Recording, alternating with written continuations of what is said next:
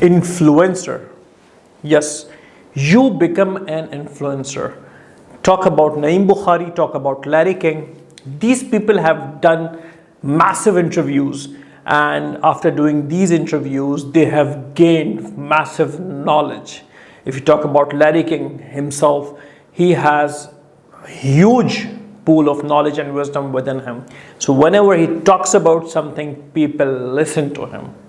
So it may sound like just interviewing someone, but once you have opted it as a career, and once you have done a good number of interviews, you gain certain amount of knowledge, certain wisdom that makes you an influencer. You start influencing people, people starts listening to you.